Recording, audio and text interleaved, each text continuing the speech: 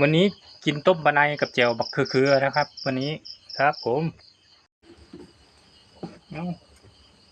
น้ำเดือดแล้วก็เอาลงไปมะขามเปียกหอมแดงรากผักชีรากขึ้นช่ายข่าลงไปก้อน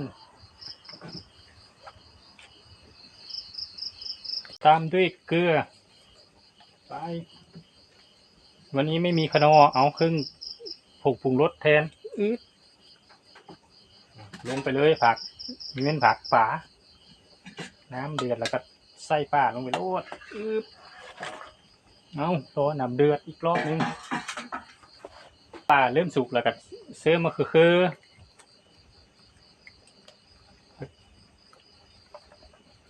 นี่เขาห้องผักไปสิลืมล่ะเปลือกมะกรูดคือแล้วก็หัวตะไคร้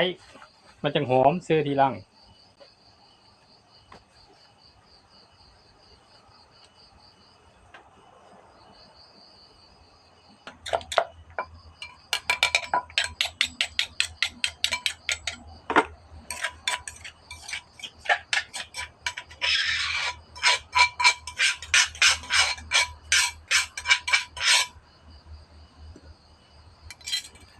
เจียวมะเขือเทศเรียบร้อยเหลือแต่ต้มปลาแบบนี้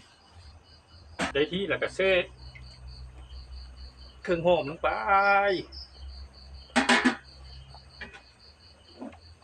เรียบร้อยแล้วก็ตักโอ้โหมาก้อนอืด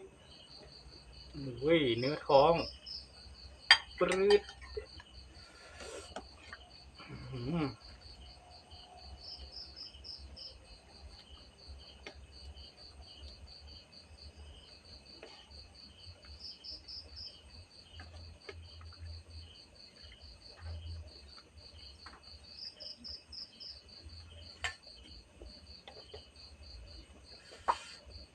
โอ้ยหอนเรียบร้อยต้มปลาไน